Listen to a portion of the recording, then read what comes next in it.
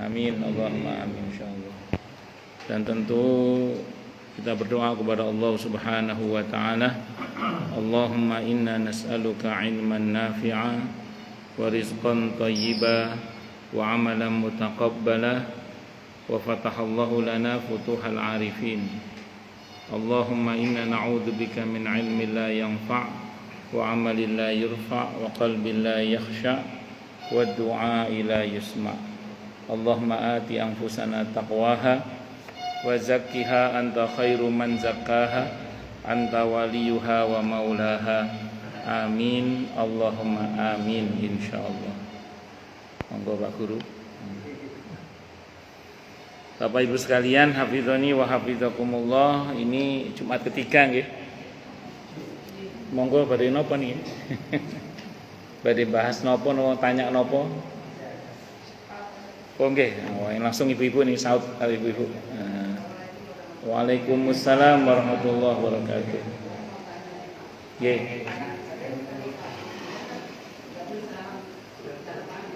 Kalau bukan mahram gitu terus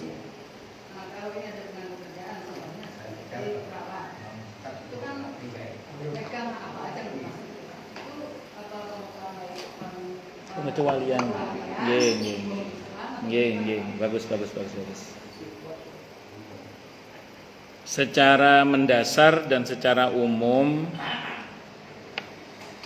laki perempuan yang bukan mahram tentu dilarang bersentuhan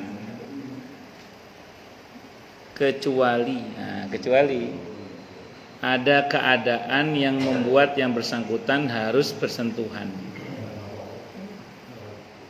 Kecualinya itu kapan? Satu, ketika darurat.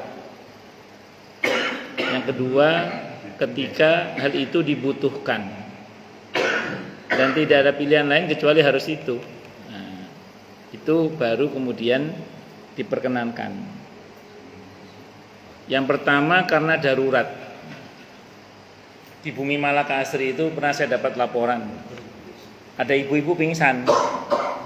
Bapak-bapak enggak berani ngangkat. Katanya bukan mahram. Loh, orang pingsan kok enggak berani ngangkat karena bukan mahram. Jadi kalau pingsan itu darurat, itu harus segera ditolong itu. Mau mahram mau bukan mahram segera ditolong. Kenapa? Karena kondisi apa? Darurat. Atau kondisi yang dibutuhkan karena enggak ada pilihan lain. Contoh hari itu perawat perempuan harus ngerawat pasien laki-laki dan tidak ada pilihan lain karena di rumah sakit itu perawatnya cuma perempuan misalnya. Kan ada rumah sakit tertentu ada perawat laki-lakinya kan ada. Ini nggak ada pilihan lain. Sementara dokter butuh bantuan dia untuk menangani sakitnya orang ini. Itu namanya karena kebutuhan. Nah, di dalam fikih ada kaidah gini, al hajatu tanzilu manzilatat darurati fi hibatil mahdhurah. Hajat yang mendesak itu menduduki kedudukan darurat dalam hal diperbolehkannya sesuatu yang dilarang. Nah, jadi kalau terpaksa nggih ana pemalik, namanya dibutuhkan namanya. Jadi termasuk petugas perawat kesehatan dalam hal ini. Saya kembangkan dikit nggih. Saya pernah ada jamaah itu tinggalnya di Pondok Ungu Permai. Beliau hamil ketika itu. Dokter spesialis kandungan yang ada di sekitar Pondok Ungu Permai itu laki-laki semua. Ada perempuan di Rumah Sakit Ananda. Pondok Ungu Permai ke Rumah Sakit Ananda itu pada saat itu ya, kondisi jalanannya sekarang agak lumayan. Kalau dulu kondisi jalanannya itu baju-baju. Nah, sementara beliau pakai motor hamil besar. Nanya ke saya, boleh nggak Ustadz saya periksa ke dokter kandungan di Pondok Ungu Permai saja, karena kalau ke Ananda perempuan sih dokternya cuman kan gajul-gajul, khawatir keguguran atau apa. Saya bilang enggak apa-apa Bu, wong itu kondisi bukan darurat, hajat yang mendesak.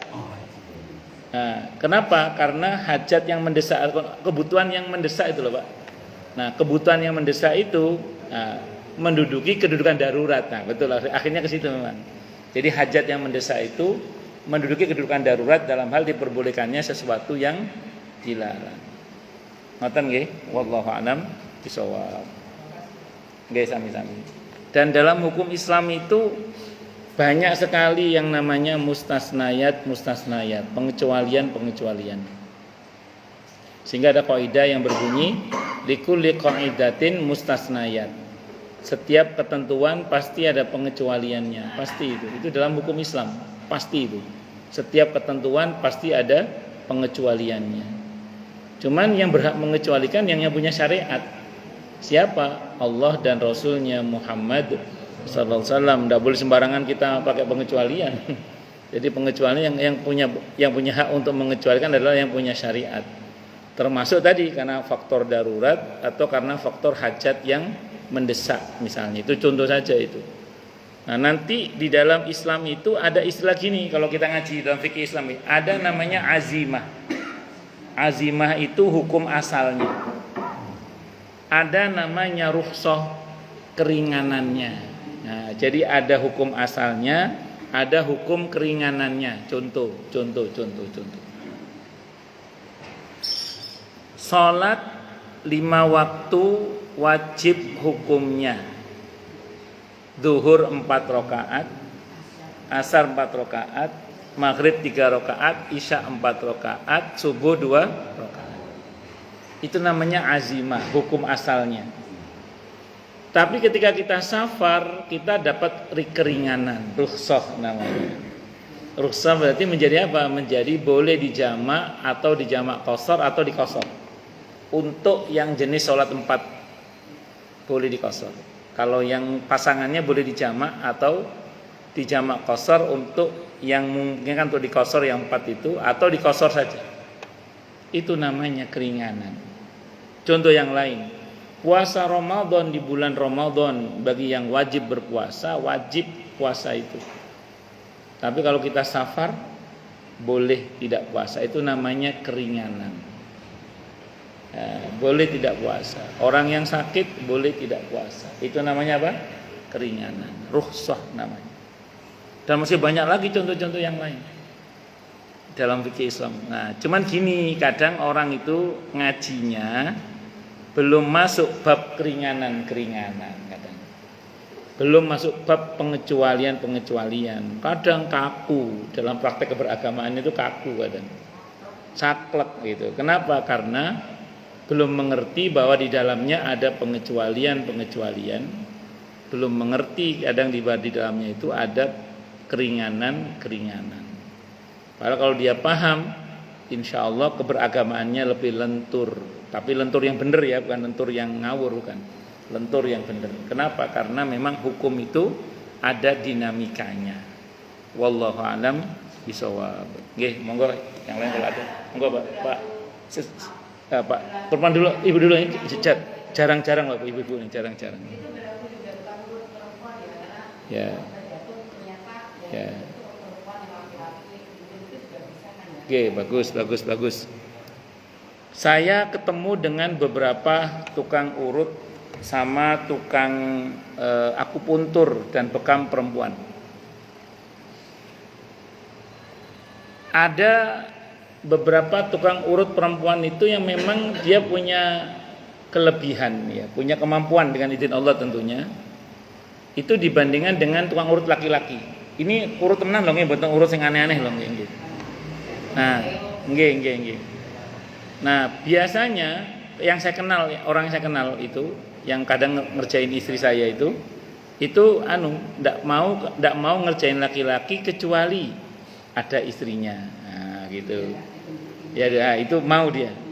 Kalau begitu dan memang tidak ada pilihan lain dalam pengertian yang lebih baik dari dia, semoga Allah maafkan. Itu namanya dimaafkan namanya. Kenapa? Berkaitan dengan hajat. Berkaitan dengan hajat tadi. Hajat yang mendesak. Kalau darurat kan urusannya mati. Ini bukan urusan mati, tapi urusan di mana kesembuhan dengan izin Allah itu melalui dia itu kok lebih cepat gitu loh dengan izin Allah itu. Makanya kita namanya hajat yang mendesak. Biasanya nun sewu yang saya kenal yang selama ini ngerjain istri saya terutama itu cerita, saya mau ngerjain bapak-bapak tapi dengan syarat harus ada istrinya. Kalau nggak ada istrinya saya tidak mau. Ada yang begitu. Ada yang ngomong saya mau tapi suami saya nggak ngelarang. Ya sudah, berarti hormati privasi suami. Kan ada tukang urut yang suaminya nggak mau istrinya ngerjain laki-laki. Ya jangan kalau begitu. Dan kita sebagai pasiennya kalau laki-laki nggih, kalau nggak terpaksa jangan kesenengan. Tak baleni manehnya. Tak baleni manehnya. Pun ngoten, kudu betul-betul memang ke situ itu betul-betul karena memang yang lain enggak ada sebaik ini gitu loh maksudnya. Gitu loh. Tapi kalau masih ada ya jangan pakai yang perempuan ngoten kalau masih ada. Ngoten nggih, wallahu alam bisawab. Yang saya tahu itu ada tukang urut sama tukang akupuntur sama tukang bekam itu yang biasa ngerjain istri saya itu ngomong gitu. Saya mau ngerjain yang laki-laki tapi dengan syarat harus ada istrinya, gitu. Harus ada istrinya atau ada perempuan yang menemani lah gitu. Itu seperti itu. Wallahu a'lam bishawab. Monggo, nggih Pak Suat Maji. Waalaikumsalam warahmatullahi wabarakatuh. Istighfar untuk memohonkan kata atau adik kalau orang tua lebih pilih dari yang kalau kata atau adik atau siapa ya? Nggih. Jenengan bisa maos surah Al-Hasyr ayat 10. Rabbana ighfir lana wa li ikhwanina alladzina sabaquna bil iman. Itu surah Al-Hasyr surah ke-59 ayat 10. Baca terjemahnya jangan. Rabbana ighfir lana wa li ikhwanina alladzina sabaquna bil iman wa la taj'al fi qulubina ghillan lil ladzina amanu Rabbana innaka ra'ufur rahim. Apa artinya Pak? Oh, ya Allah, wahai Tuhan kami, ampunlah dosa-dosa kami dan dosa-dosa saudara kami yang telah mendahului kami dalam iman. Jadi kita punya saudara, punya kakak, punya paman, bibi, palik, puli, pakde, bude atau adik atau siapapun yang mendahului kita dalam keimanan dan beliau sudah meninggal. Atau belum meninggal juga gak apa-apa, yang penting mendahului kita dalam keimanan. Itu bisa masuk dalam ayat ini. Nah, kalau bingung bahasa Arab, tidak mel basa Jawa mawon. Ya Allah, ampunlah dosa-dosa hamba dan saudara hamba muslimin muslimat, terutama kakak hamba, adik hamba. Ngoten pakai bahasa Jawa nggih mboten napa-napa. Kalau mau simpelnya Al-Hasyr ayat 10 itu. Rabbana ighfir lana wa li ikhwanina alladzina sabaquna bil iman wa la taj'al fi qulubina ghillan lil ladzina amanu rabbana innaka ra'ufur rahim. Nggih, ngoten nggih, wallahu alam bisawab. Monggo yang lain silakan kalau ada. Jelas semua atau tidak jelas semua? Oke, monggo balik. Waalaikumsalam warahmatullahi wabarakatuh.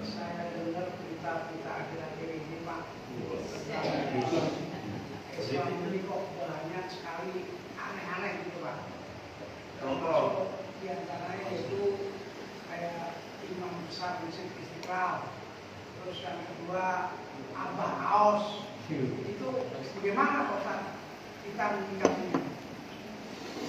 Sampun. Kata sholatnya kalau nggak pakai peci nggak sah sholatnya. Terus mendoain Palestina katanya haram. Nah itu seperti itu padahal beliau ini orang Islam itu nggak artinya nggak cetek-cetek amat gitu Pak. Sampun. Ampun gitu. Kalau terangkan nggih. Terlepas dari nama-nama itu, saya mau sampaikan gini mawon. Pun niki akhir zaman, Pak. Niki akhir zaman, dawuh Kanjeng Nabi sallallahu akhir zaman itu fitnahnya seperti potongan gelap malam.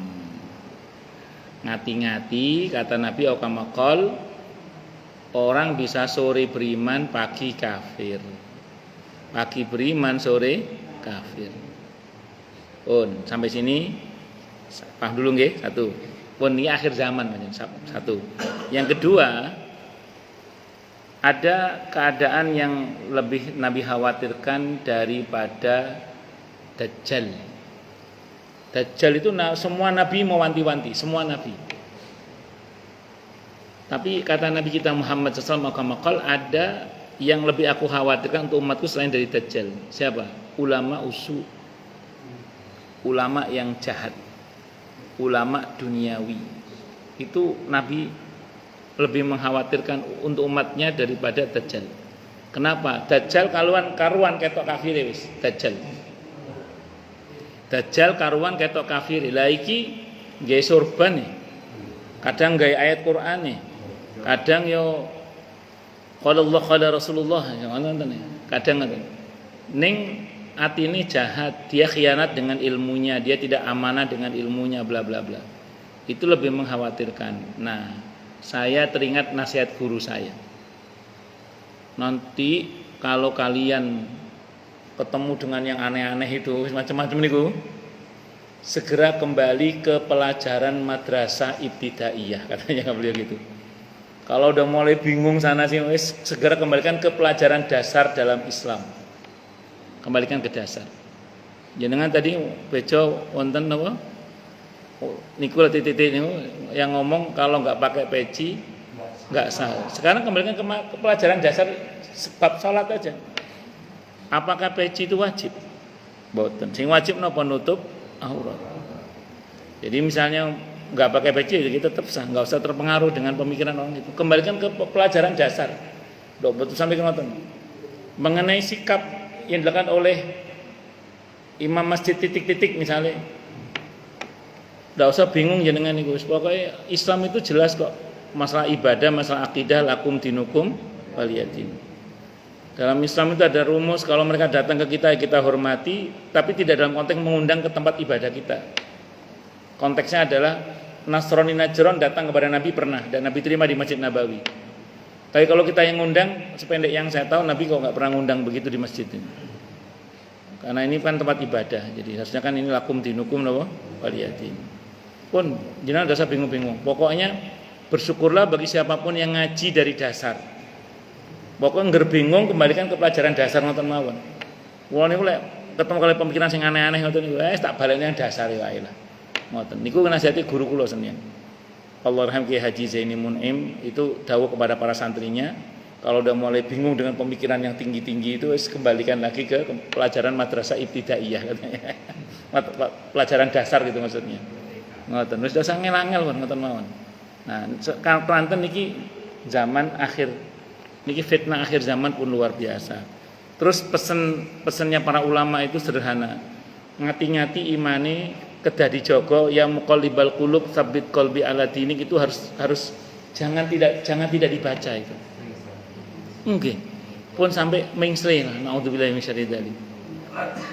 Rabbana la tuzigh qulubana ba'da idh hadaitana wa hab lana min ladunka rahmah innaka antal wahhab. Ini harus dijaga terus ini. Supaya kita ini nung sewu enggak mengsle.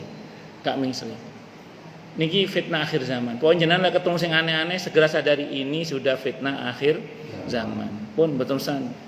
Wis belajar agama sing ngeten mawon konfirmasi ini. Dulu Nabi gimana gitu aja lah. Dalam arti kita ini ada rujukan gitu loh Pak. Jelas ngoten loh rujukan ini ngoten. Wis enggak usah bingung ini piye-piye. Nah, kecuali jenengan mangke nyandak penjelasannya. Lek boten nyandak penjelasannya wis mending golek sing biasa-biasa mawon lah ngoten. Ngoten nggih. Wallahu a'lam bishawab. Makanya kita ini begini ya. Ini satu lagi ya ini. Kita ini kan punya syariat. Syariat itu yang diatur kan yang tampak di permukaan ngoten loh. Jadi jenengan kalau ingin menimbang seseorang sederhana, ditimbang pakai syariat. Cocok apa tidak ada gitu aja. Kalau enggak cocok ya wis. Sorry Pak, enggak sih wis. Sampeyan sak karepe aku ndak sik wis ngene. Lakum dinukum waliyatin wis. Karena amalna walakum amalukum. Ngoten nggih Pak Ali nggih. Allah alam bisawab. Nggih. Namanya seorang makmum pada saat imam itu baru berdiri, tapi aminnya disuarakan ada yang dia jadi batin Pak. Itu mohon Oke. bedanya Pak. Di antara hal yang paling dibenci oleh orang Yahudi adalah menjawab salamnya kaum muslimin dan aminnya kaum muslimin di dalam sholat. Justru sunnahnya amin itu disuarakan, jadi bukan dibatin. Sunnahnya itu disuarakan. Justru gemuruhnya amin kita itu membuat benci orang-orang Yahudi, nggak seneng. orang-orang Yahudi itu. Makanya kalau kita menggemuruhkan amin dan menggemuruhkan jawaban salam itu Allah suka, Yahudi gak seneng gitu. Ngoten nggih, wallahu a'lam. Sunnahnya disuarakan. Jadi bukan dibatin, tapi disuarakan. Karena sholat itu ucapan, bukan kebatinan, bukan. Sholat itu diucapkan. Definisi sholat itu ucapan dan perbuatan tertentu yang diawali dengan takbiratul ihram, diakhiri dengan salam. Oke, wallahu a'lam bishawab. Monggo Pak Haji Maryam. Ini kriterianya tadi Pak. Sekarang kan kita kan tentang yang apa? Yang orang awam ini Pak. Ilmu internet itu. Nah, ulama sekarang kita punya yang ulama itu kriteria bagaimana? Terus ulama yang alim dan bagaimana? Terus satu lagi Pak Ustaz. Ada nggak hadisnya yang sejelek-jeleknya ulama ada yang mendanai kepala? Ada. Oke, sampun. Baik, saya mau terangkan dulu yang pertama dulu. Saya sering ngomong ini kriteria ulama sependek yang saya pahami dalam Al-Quran, dalam hadis, dan dalam penjelasan para ulama. Dan nanti sebaliknya berarti nggak benar gitu aja. Ini rumus dulu. Yang pertama dulu ya. Ulama itu kata Allah di surah Fatir ayat 28. Innama yakhsyallaha min ibadihil ulama. Ini dicatat baik-baik, penting, maksudnya ini diperhatikan baik-baik. Bahwasanya yang takut kepada Allah di antara hamba-hambanya adalah para ulama. Jadi ulama itu memiliki rasa takut kepada Allah. Khasyatullah. Makanya ulama niku ngati-ngati anggene menyampaikan, berbicara, bertindak itu hati-hati, enggak ngawur ngoten lho. Kenapa? Karena punya rasa takut kepada Allah. Pertanyaannya, dari mana kita tahu beliau takut atau tidak takut kepada Allah? Kita tidak tahu isi hati seseorang, tapi kita tahu dari apa yang dia ucapkan. Kita tahu dari apa yang dia lakukan, apa yang dia tulis. Nah, monggo jangan persani. Ini orang nun sewu bagaimana lisannya, bagaimana tulisannya, bagaimana tidak tanduknya. Apakah mencerminkan takut kepada Allah atau tidak? Kalau iya, kriteria pertama masuk. Tapi kalau dia katanya kiai tapi kok ngomongin ngono, jari ini kiai tapi kok kelakuannya ngono, itu ada sing ngotong-ngotongnya tidak saya ulamakan terlebih dahulu. Nah, itu ngoten mawon satu. Yang kedua, hadis riwayat Abi Dawud, Nabi bersabda, al ulama warasatul anbiya. Ulama itu ahli warisnya para nabi. Bukan pewaris, ahli waris. Kalau pewaris yang mewariskan, ini yang mewariskan ahli para nabi. Ahli warisnya siapa? Para ulama. Apa yang diwariskan oleh para nabi kepada para ulama? Pertama Al-Quran, yang kedua As-Sunnah, yang ketiga ahlu bait beliau. Nabi itu mewariskan pada para ulama Al-Quran, As-Sunnah, dan ahlu bait. Ahlu bait di sini bukan ahlu bait versi Syiah, ahlu bait versi ahlu sunnah. Nah, sehingga di sini perlu kita pahami bahwa kalau ada ulama, iku mustine kalau dimintai pendapat atau nasihat, rujukannya adalah Al-Quran, As-Sunnah, atau riwayat-riwayat dari para ahlu bait Nabi kita Muhammad sallallahu alaihi wasallam. Ini yang kalau pakai tiga warisan ini. Kok jenengan sowan ke ulama, misalnya ngoten nggih, minta nasihat kok dibukakan primbon. Nah, engko sik iki ulama ta dukun. Nah, misalnya ngoten misalnya. Tapi lek nasihatnya jenengan dirujuk kepada sumber utama, monggo. Walaupun gayanya ulama itu beda-beda. Kalau ulama mazhab Hambali itu dikit-dikit qala Allah qala Rasulullah. Monggo mboten napa-napa. Tapi ada yang modelnya kayak mazhab Syafi'i. Kalau mazhab Syafi'i itu ndak seneng dikit-dikit qala Allah qala Rasulullah, tapi rujukan Qur'annya ada, rujukan hadisnya ada jelas. Tapi enggak gampang ngomong qala Allah qala Rasulullah. Jangan seudon maksudnya kalau ada ustadz yang kadang atau kiai ngasih nasihat kok enggak ada Qur'annya enggak ada hadisnya. Itu bukan enggak menyampaikan Qur'an hadis, itu ono Qur'an ono hadis. Ini kadang beliau tidak menyampaikan. Karena memang stylenya beda. Itu secara umum coraknya mazhab Hambali, mazhab Syafi'i. Kalau mazhab Hambali itu dikit-dikit qala Allah qala Rasulullah. Nah, kalau yang versi mazhab Syafi'i kebanyakan nggak gampang ngucap qala Allah qala Rasulullah. Nah, itu tapi rujukannya ada, jelas ngoten nggih. Terus mengambil hadis-hadis dari ahlu bait Nabi kita Muhammad SAW. Terus apa yang Nabi wariskan kepada para ulama? Sifat-sifat kenabian. Siddiq, jujur. Ulama itu jujur, nggak mencela-mencele, isuk dile sore tempe. Fatonah cerdas, makanya fatonah cerdas, ilmunya luas mendalam, gak ecek-ecek ilmunya. Tabligh menyampaikan kebenaran apa adanya dengan sebaik-baiknya. Terus siddiq, fatonah, amanah bisa dipercaya. Jadi orangnya tidak khianat, amanah dengan ilmunya. Terus maten-maten para ulama itu mewarisi dari Nabi itu di samping Al-Quran, As-Sunnah, Ahlul Bait, sifat-sifat kenabian, juga mewarisi keikhlasan di dalam berdakwah. Sehingga kalau dalam surah Yasin ayat 21, para ulama itu harusnya seperti yang digambarkan di situ. Ittabi'u man la yas'alukum ajra wa hum muhtadun. Ikutilah orang-orang yang tidak minta upah dalam dakwahnya, karena itulah orang-orang yang mendapatkan petunjuk. Jadi ulama itu orientasi dakwanya bukan materi, tapi orientasi dakwanya adalah menyampaikan kebenaran karena Allah. Sebagaimana dulu para nabi menyampaikan kebenaran karena Allah. Nah, para nabi itu dalam dakwanya tidak pernah minta upah, tapi tidak menolak hadiah. Saya ulang, para nabi itu dulu tidak minta upah dalam dakwahnya, tapi tidak menolak hadiah. Di antara hadiah Nabi terima, Maria Al-Qibtiyah itu hadiah untuk beliau. Terus kemudian Zaid bin Thabit itu juga Zaid bin Harisah itu radhiyallahu anhu itu juga hadiah untuk beliau. Kalau saya nggak salah ada lagi namanya Raihanah binti Zaid, itu juga hadiah untuk beliau. Nah, itu jadi ada yang sifatnya hadiah, ada yang sifatnya ujroh upah. Nah, untuk upah itu Nabi tidak pernah minta. Sehingga tidak pernah, ya aku engko gelem dakwah kene ning kudu sakmene. Kalau ditelepon, misalnya mesti ditelepon, amplopnya berapa bilang gitu. Itu ustadz, mungkin ulama bukan. Kalau ulama harusnya nggak begitu sih. Walaupun secara hukum boleh. Secara hukum boleh yang dia kerja. Tapi secara akhlak harusnya tidak begitu.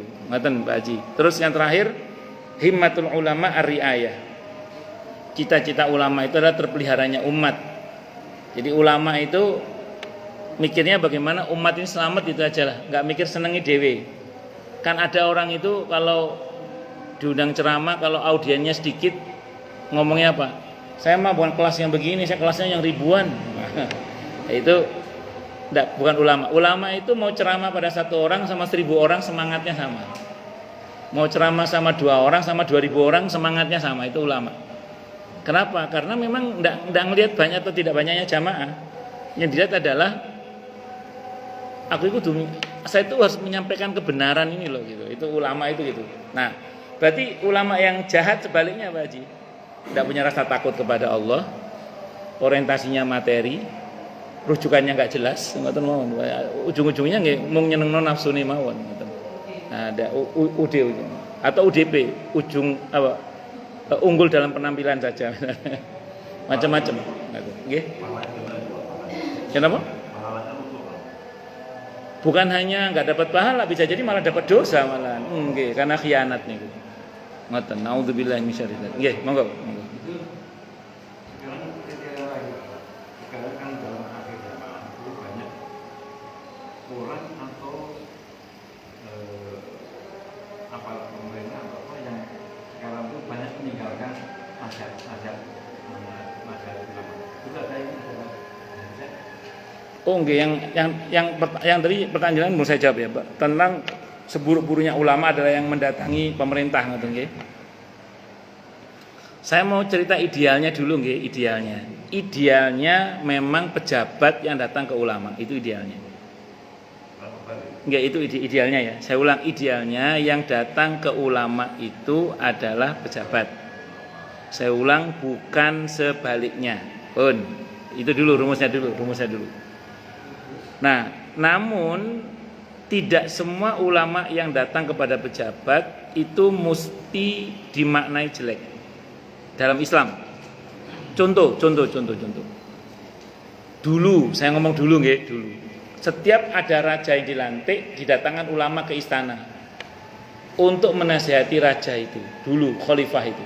Jadi kalau ada khalifah dilantik, dibaiat, ada para ulama yang didatangkan untuk menasehati.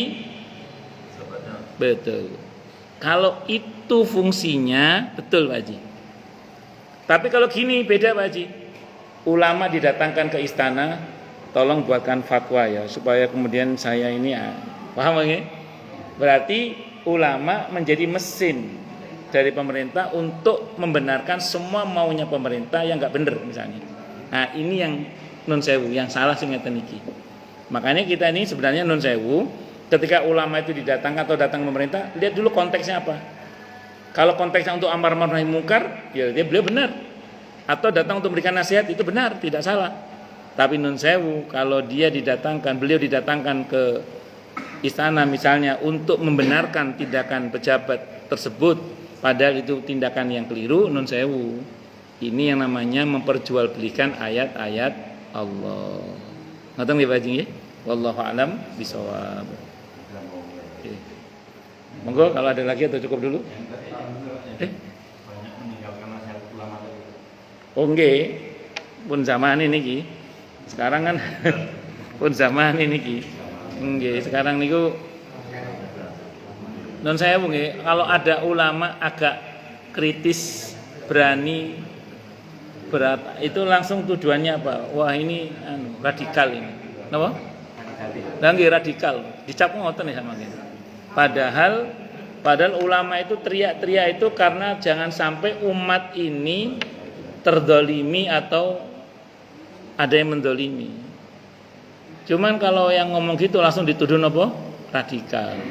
Katanya enggak moderat, katanya kiai kok ngamuan, padahal enggak intoleran katanya. Padahal ya Allah, ini ulama-ulama yang bersih, yang jujur, yang lurus itu kalau ngomong ya gitu apa adanya. Harus orang sing enggak cocok nih dia ngomong ngoten niku. Nah, dan itu butuh nyali memang, dan itu enggak semua ulama berani loh begitu itu. Dan saya tidak mengatakan yang diam berarti salah, karena kadang bukan diam. Ulama itu seperti gunung, yamuruna marras sahab. Kalau kata Quran, tampaknya diam padahal dia bergerak seperti bergeraknya awan. Jadi ulama itu walaupun diam, kalau ulama yang leres nggih, andaikan pun memilih diam, bukan diam betul-betul diam, itu wiridnya jalan, zikirnya jalan.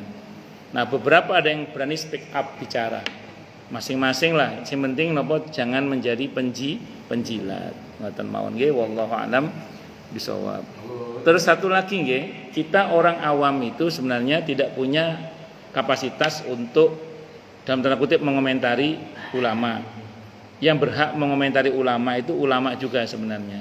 Jadi jenengan menawi mboten cocok kepada sosok misalnya yang diulamakan ngoten nggih. Cukup dalam arti, aku tak ingkari iki.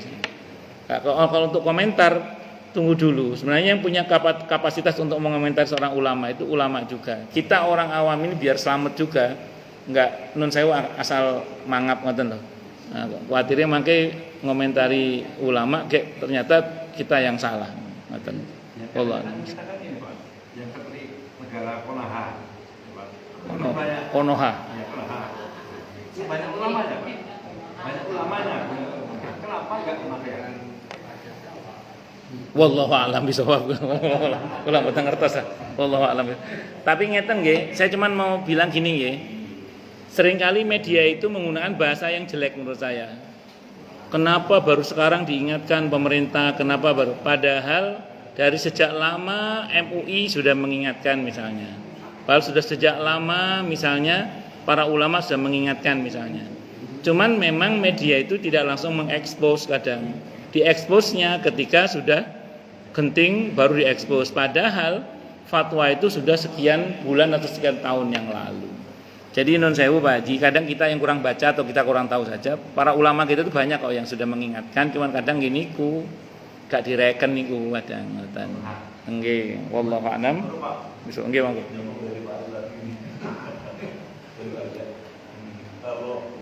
orang Islam Pak.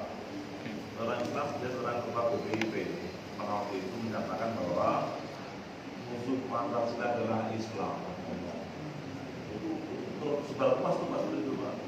Dan dia mengatakan dia itu pernah pondok pesantren 12 tahun. Juara itu di mana-mana. Juara intek lah. Sekarang dari ketua BPIP. Nah waktu itu belum ada statement seperti itu Pak. Jadi saya tidak menjadi Pak.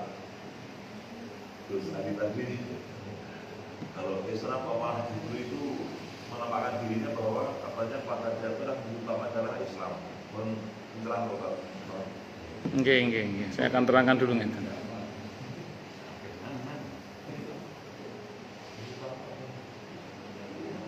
Tamatan Permas Pacitan. Luarnya Tamatan Pondok Permas Pacitan. Bukan. Pancasila. Nggih. Pun, sampun nggih. Nggih. Secara kasat mata apa yang dia ucapkan itu pasti salah. Yang kemarin rame-rame itu pasti salah dan sudah ditegur itu. Ya, karena menurut saya yang bersangkutan ada dalam lingkaran kekuasaan. Ya, semua kita pasti bisa menduga ya. Ya, saya kira semua kita bisa menduga. Kemarin itu mungkin semacam tes ombak itu loh. Kalau muslimin tidak bereaksi bisa keterusan itu. Nah, itu bersyukurlah pada Allah bagi siapapun yang kemarin ikut angkat bicara berkaitan dengan masalah itu. Terus satu lagi, itu zaman sekarang ya. Zaman dulu sudah ada contohnya sebenarnya. Jangankan sekelas yang jangan ngomong tadi lulusan pondok mana gitu misalnya. Terlepas dari itu, jangankan itu. Zaman Nabi Musa itu ada dulu namanya Bal'am bin Ba'ura. Bal'am bin Ba'ura itu nggak cuma ulama, wali dia. Kalau doa itu tangannya belum turun, doanya udah terkabul. Bal'am bin Ba'ura. Barsisa ada lagi nanti Pak Haji. Ada lagi Barsisa. Itu juga sama ulama Bani Israel itu. Kalau ini yang zaman Nabi Musa Pak Haji. Kalau yang Barsisa kan ulama Bani Israel. Kalau ini di zaman Nabi Musa alaihissalam. Kepencut iming-imingnya Fir'aun berkaitan dengan dunia. Lebih memilih memihak Fir'aun, musuhi Nabi Musa. Mau iming-iming sebidang tanah. Ya, mangke anu gampang Pak Yai, mangke anu kok pondoke kula bangun mangke soe anu. Jare ngata niku. Terus tapi napa namine orientasinya akhirnya memusuhi Nabi Allah gitu loh. Maka apa yang terjadi kira-kira begitu? Bal'am bin Ba'ura artinya matinya su'ul khatimah. Nauzubillahi min syarri dzalik. Jadi kalau hari ini dengan ketemu model gitu ketbian pun wonten ngoten. Dan memang fitnah kekuasaan itu luar biasa. Makanya kula pribadi nggih, saya membayangkan saja. Saya seperti sekarang ini mungkin enteng karena alhamdulillah masya Allah ya, karena hidupnya dari musola dan majelis taklim. Saya nggak bisa bayangkan bagaimana kalau di lingkaran kekuasaan. Nun sewu belum tentu saya kuat. Saya itu nih fitnah kekuasaan saya itu. Dan kita belum tentu saya kuat. Makanya kalau bersyukur dengan Gusti Allah ditaruh di kayak gini di majelis taklim, di masjid itu. Kenapa? Dangge makanya kan ukurnya alhamdulillah Gusti Allah taruh di sini ini alhamdulillah itu. Loh. Paham maksudnya nggih? Nah, saya itu ngajar di satu tempat tertentu saya enggak sebut namanya. Beliau ini bertugas di kantor departemen pokoknya yang ada agamanya lah gitu. Saya enggak sebut departemen. Ya. Nah. Itu cerita sama saya. Ya Allah, padahal itu departemen yang ada agamanya, tapi kok kelakuannya kayak nggak ada agamanya.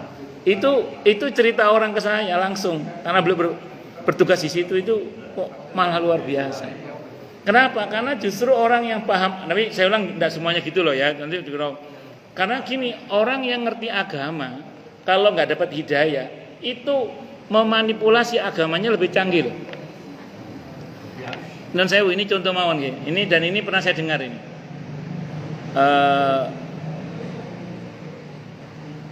Pak Haji, ini kan duitnya umat Pak Haji. kok diambil Pak Haji?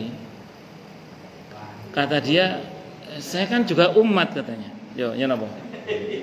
Paham ya maksudnya? Pak Haji ini kan duitnya umat, kok diambil Pak Haji? Apa jawaban dulu? Saya kan juga umat. Saya malah pimpinannya umat. Iya napa? Niku nyoto loh niku. Ada yang ngomong gitu itu. Tapi tersandra apa Itu nyata itu ada yang ngomong gitu. Saya ini juga saya ini umat juga. Saya ini pimpinannya umat tapi ya nama. Repot nih. Ya semoga semuanya selamat lah nggih. Amin. Nah, sebenarnya jenengan waktu saya jauh-jauh ngurus biaya pernikahan itu aja di kantor urusan yang katanya ada agamanya itu aja itu kan cuman berapa 30.000 atau berapa 90.000 atau berapa saya tidak tahu itu. Jenengan kalau bayar sesuai dengan angka itu ya insya Allah rong tahun diurus ya ndak kabeh ngoten, cuman sing ngoten nggih ketoke kok rata, ketoke tapi enggak semuanya begitu. Nggih. Saya kira ini cukup nggih. Kita tutup dengan hamdalah. Alhamdulillahirabbil alamin. Semoga kajian kita bisa bermanfaat mubarakah fi dini wa dunya wal akhirah untuk kita, keluarga kita dan seluruh umat Islam semuanya. Dan mudah-mudahan kita semua dijadikan oleh Allah sebagai orang-orang yang sukses dunia akhirat, selamat dunia akhirat, bahagia dunia akhirat, dan dipermudah urusan kita oleh Allah fi dini wa dunya wal akhirah. Semoga Allah limpahkan hidayah selalu untuk kita, semoga Allah tingkatkan selalu hidayah untuk kita, dan semoga Allah berikan hidayah untuk siapapun yang melihat kita. Subhanakallahumma bihamdika asyhadu an la ilaha illa anta astaghfiruka wa atubu ilaik. Sallallahu alaihi Muhammad wa ala alihi wasallam. Saya mohon maaf. Wassalamualaikum warahmatullahi wabarakatuh.